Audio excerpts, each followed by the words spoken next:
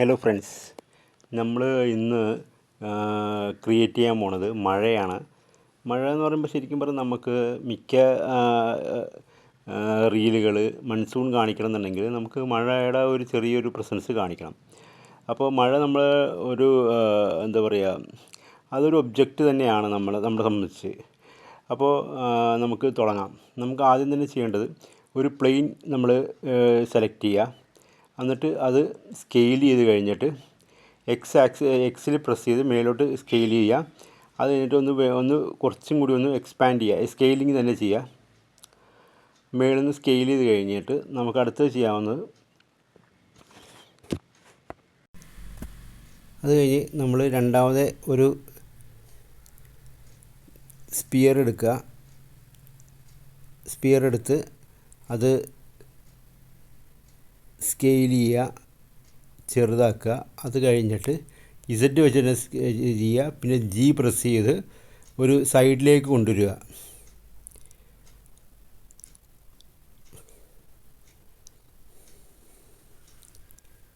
സൈഡിലേക്ക് കൊണ്ടുവന്ന് കഴിഞ്ഞിട്ട് നമ്മൾ അത് സെലക്ട് ചെയ്ത് കഴിഞ്ഞിട്ട് അതിൻ്റെ മേളിൽ എഡിറ്റിൽ പോയിട്ട് എഡ്ജ് പ്രസ് ചെയ്ത് അതിൻ്റെ മേളിൽ സെലക്ട് ചെയ്ത് കഴിഞ്ഞിട്ട് നമ്മൾ ചെറുതായിട്ടൊന്ന് സ്ട്രെച്ച് ചെയ്യുക, അല്ലെങ്കിൽ ഒന്ന് വലിച്ച് നീട്ടുക, ഒരു മഴത്തുള്ളി പോലെ ആക്കുക എന്നുള്ളതാണ് ഞാൻ പറയാൻ ഉദ്ദേശിച്ചത്.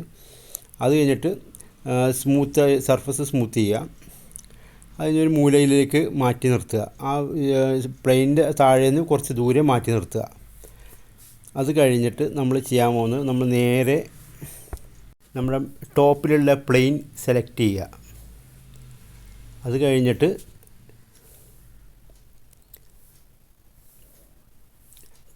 നേരെ പോകേണ്ടത് പാർട്ടിക്കിൾസിലേക്ക് പോവുക.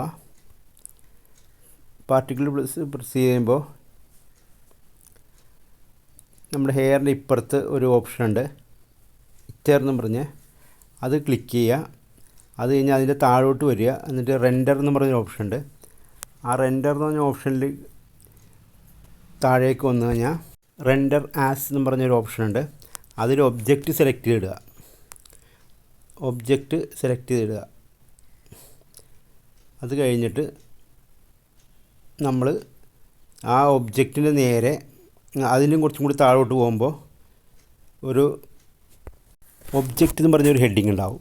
ആ ഒബ്ജക്റ്റിൻ്റെ സൈഡിൽ തന്നെ ഇൻസ്റ്റൻസ് എന്ന് പറഞ്ഞ ഒരു ഓപ്ഷൻ ഉണ്ടാവും. അത് ക്ലിക്ക് ചെയ്യുമ്പോൾ സൈഡിൽ ഇങ്ങനെ ഒരു ഡ്രോപ്പ് പോലത്തെ സംഭവം ഉണ്ടാവും. അത് ക്ലിക്ക് ചെയ്യുക. അത് ഡ്രാഗ് ചെയ്ത് നേരെ നമ്മുടെ മഴത്തുള്ളിയുടെ അവിടെ കൊണ്ടുവന്ന് മുട്ടിക്കുക. ആ മുട്ടിച്ച് കഴിയുമ്പോൾ നമ്മൾ എന്നിട്ട് മറ്റേ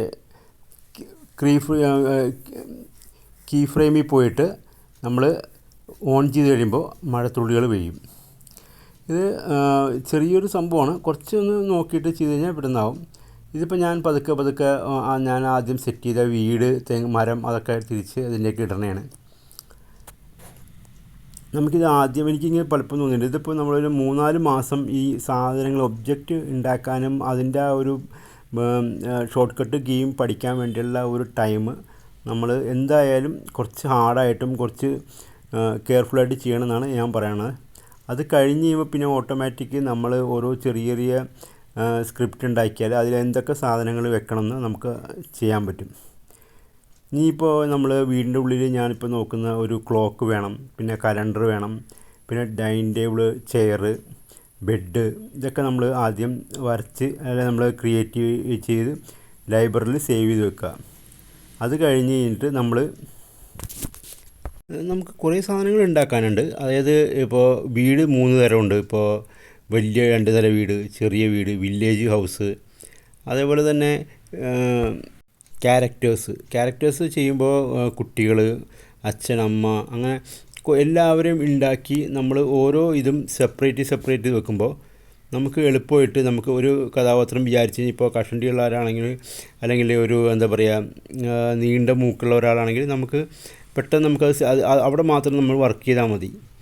അപ്പോൾ ഞാൻ പറഞ്ഞു വെച്ചാൽ കുറേ കൂടി ടൈം നമുക്ക് ലാഭമാവും എന്നാണ് ഞാൻ പറയാൻ ഉദ്ദേശിക്കുന്നത്.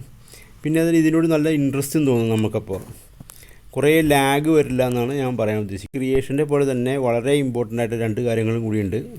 ഒന്ന് ക്യാമറ, പിന്നെ ഒന്ന് ലൈറ്റ്. ഇത് രണ്ടും നമ്മുടെ സിനിമ ഫീൽഡിലെ പോലെയൊക്കെ തന്നെയാണ്. ക്യാമറകൾ 3-4 ക്യാമറകളൊക്കെ വെച്ച് നമുക്ക് ഷൂട്ട് ചെയ്യാൻ പറ്റും. പിന്നെ അതുകൂടാതെ ലൈറ്റ് റിഫ്ലക്ഷൻ വളരെ ഇമ്പോർട്ടൻ്റ് ആണ്. അപ്പോൾ നമ്മൾ ഒരുമിച്ച് പതുക്കെ അത് വർക്കൗട്ട് ചെയ്യാമെന്ന് ഞാൻ വിചാരിക്കുന്നു. Thanks for watching my video. Bye, take care. കുറേ നേരം പ്രാക്ടീസ് ചെയ്യുക. Okay, thank U.